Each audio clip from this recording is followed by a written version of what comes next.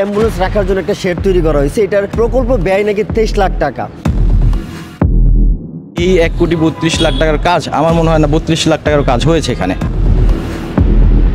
বাথরুমের দরজা নাই, ঠিক মতো নাই, কিছু নাই, একজন গেলে আরেকজন ধরে রাখতে হয়।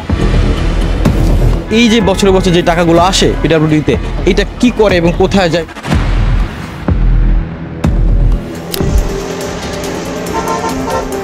দু 2023-24 অর্থ বছর বিগত আওয়ামী লীগ সরকারের আমলে শহীদ তাজউদ্দিন আহমেদ মেডিকেল কলেজ হাসপাতাল, শহীদ আহসানুল্লাহ মাস্টার জেনারেল হাসপাতাল এবং গাজীপুর সিভিল সার্জন অফিসের মেরামত বাবদ বরাদ্দ দেয়া হয় 2,79,00,000 টাকা। এই টাকা দিয়ে কি কি কাজ করা হয়েছে চলুন দেখে আসি। এটি টঙ্গীর 250 শয্যা বিশিষ্ট শহীদ আহসানুল্লাহ মাস্টার জেনারেল হাসপাতাল। এখানকার রোগী ও স্বজনদের ব্যবহারের জন্য বানানো টয়লেট সংস্কারের জন্য বরাদ্দ দেয়া হয়েছে 41 লাখ টাকা। না, এটি নির্মাণ ব্যয় নয়। টয়লেটের ভেতরে স্যানিটারি আইটেম ও ব্যবহৃত পানির কলসহ আনুষঙ্গিক বাবদ ব্যয় করা হয়েছে এই টাকা। এর মধ্যে বেশিরভাগই আইটেম ব্যবহারের অনুপযোগী। ওয়াশরুম একদমই বাজে, স্যানিটারি আইটেম যা আছে ভাঙা, কল একটা আছে কোনো রকম। দরজা তো খোলাই, একজন গেলে আরেকজন ধরে রাখতে হয়। বাথরুমের দরজা নাই, ঠিক মতো নাই, কিছু নাই, এগুলো কেমনে ব্যবহার করে কি করে বুঝতেছি না। রোগী আইসা দেখা যায় জায়গায় আরো অসুস্থ বেশি পড়বো। এ তো গেল টয়লেটের ভেতরের তথ্য। এবার আপনাদের দেখাবো বাইরের অংশ। টয়লেটের দরজা মেরামত বাবদ ব্যয় ধরা হয়েছে 21 লাখ টাকা, তাও আবার প্লাস্টিকের। এত টাকা দিয়ে লাগানো প্লাস্টিকের দরজাগুলো অল্প দিনেই ভগ্ন দশায় পরিণত হয়েছে। পাশাপাশি হাসপাতালের পিভিসি পাইপ, সুয়ারেজ লাইন মেরামত ও ড্রেন ঢালাই করতে বরাদ্দ দেয়া হয় 48 লাখ টাকা। এ বিষয়ে হাসপাতালের প্রশাসনিক কর্মকর্তার কাছে জানতে চাওয়া হলে তিনি জানান 1,32,00,000 টাকা বরাদ্দের এত পরিমাণ কাজ করা হয়নি। সে সময় কাজের অসঙ্গতি দেখে তত্ত্বাবধায়ক ফাইলে সই করেনি বলেও জানান তিনি। 2023-24 অর্থ বছরে এই কাজগুলো আমরা করেও নাই, প্রত্যাহারও দিইনি। কতগুলো এই বরাদ্দ ছিল, এই 28 লাখ, এই 29 লাখ, অনেক, কিন্তু অনেক টাকা আমার এই বর্তমান স্যার উনি দেখি কি না, এত টাকার কাজ তো এইগুলো না, আমি এতে সই করবো না। শেষে এই কাজগুলো সইও উনি করি না, এই প্রাক্তন সব ফেরত গেছে কি গেছে না, বা কি দিকে হয়েছে, আর ওই কাজ হয়নি, প্রত্যাহারও দেয়নি। অভিযোগ রয়েছে সংস্কারের নামে লোক দেখানো কাজ করে বাকি টাকা লোপাট করে নেয় তৎকালীন উপবিভাগীয় প্রকৌশলী শাওন চৌধুরী ও নির্বাহী প্রকৌশলী আশরাফ উদ্দিন ও সংশ্লিষ্টরা।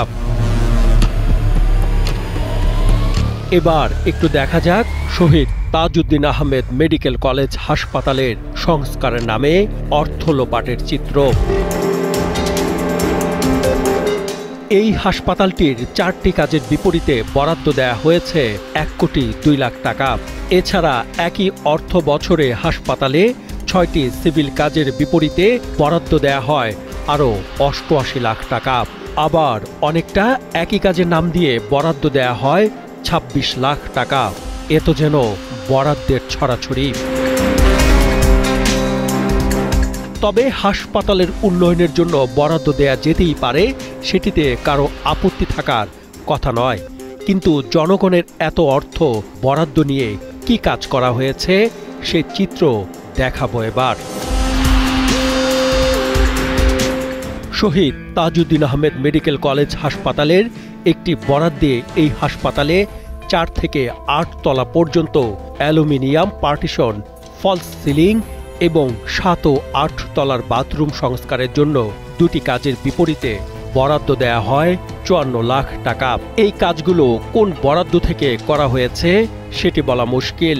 আবার হাসপাতালের পুরাতন ভবনের জন্য 65 লাখ টাকা বরাদ্দ থাকলেও উল্লেখযোগ্য কোনো কাজ চোখে পড়েনি। ওয়াশরুমে দেখি আমি কমোডগুলো ভাঙা, মানে ইউজ করার মতো না। বিগত 24 সালে 1,32,00,000 টাকার মতন আমাদের হাসপাতালের জন্য এই সমস্ত কাজের জন্য গভর্নমেন্ট দিয়েছিল। বাট এই 1,32,00,000 টাকার কাজ আমার মনে হয় না 32 লাখ টাকার কাজ হয়েছে এখানে।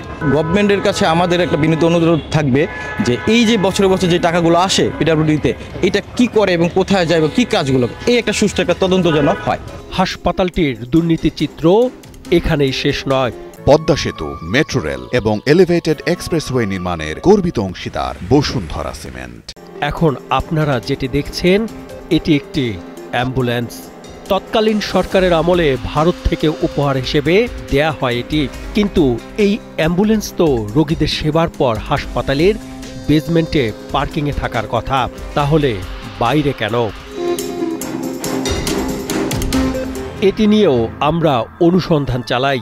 এই অনুসন্ধানে আমরা পাই কোটি কোটি টাকা ব্যয়ে হাসপাতালের ভবনের বেসমেন্টে রাখা যায় না অ্যাম্বুলেন্সটি, কারণ এটি নাকি উচ্চতা বেশি।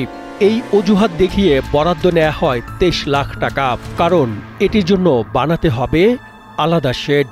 এখানে চিকিৎসা নিতে আসা রোগীরা জানান এটার রক্ষণাবেক্ষণে এত টাকা খরচ করা হলেও এই অ্যাম্বুলেন্সের সেবা কবে কে পেয়েছে তা বলতে পারবে না কেউই। যখন আমরা জানতে পারি যে একটা অ্যাম্বুলেন্স রাখার জন্য একটা শেড তৈরি করা হয়েছে, এটার প্রকল্প ব্যয় নাকি 23 লাখ টাকা।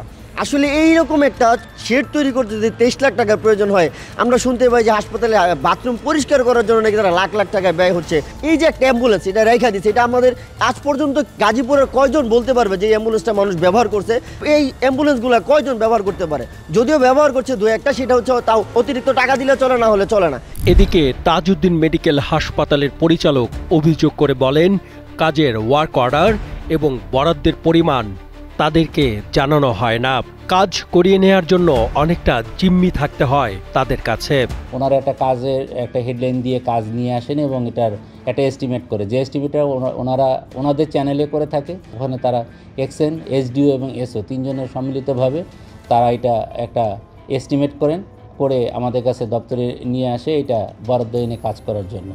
সেখানে নিচে প্রথম দিকে দেখা যেত যে ওনারা বলতেন যে প্রতি স্বাক্ষর, আমি বলেন যে এটা প্রতি স্বাক্ষরটা কেন আমরা দেবো, কারণ এই কাজটা তো এস্টিমেট করছেন আপনারা, এটার ধারণা আপনাদের কি ম্যাটেরিয়ালস কী লাগবে, কী করবেন, এটা সম্বন্ধে তো আমার কোনো ধারণা নাই।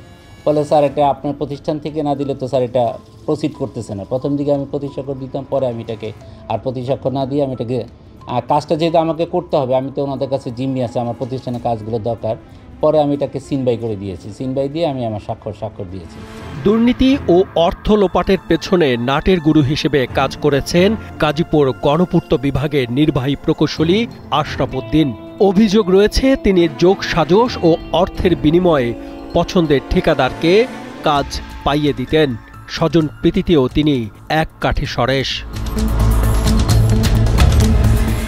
দুর্নীতির সাথে জড়িত গাজীপুর গণপূর্ত বিভাগের নির্বাহী প্রকৌশলী আশরাফ উদ্দিন বিগত সরকারের আমলে নিজেকে ছাত্রলীগের নেতা পরিচয় দিয়ে একাই ছড়ি ঘোরাতেন।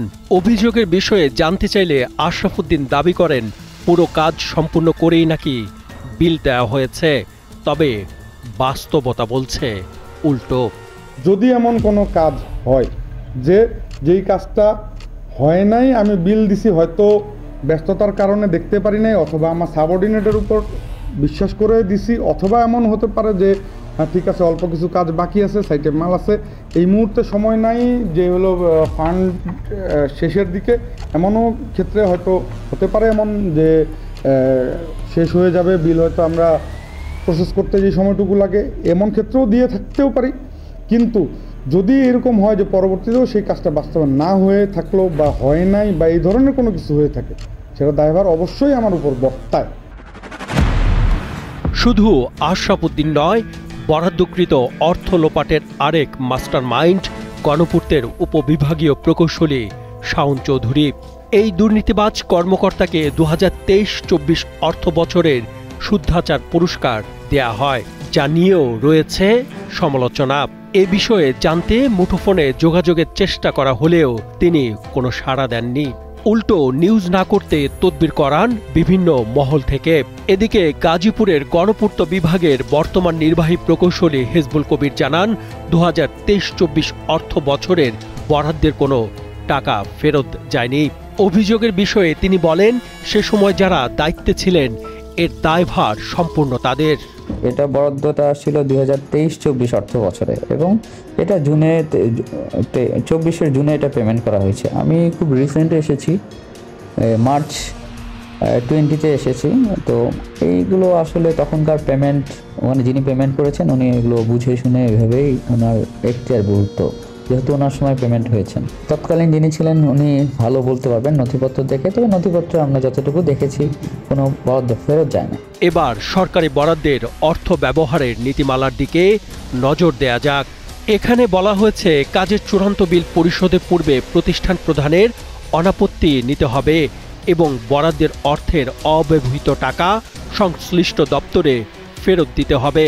কিন্তু আমরা দেখেছি বরাদ্দের টাকা কাজ শেষে বাকি থাকলেও সেই টাকা আত্মসাতের জন্য ভিন্ন কাজ দেখিয়ে লোপাট করা হয়েছে।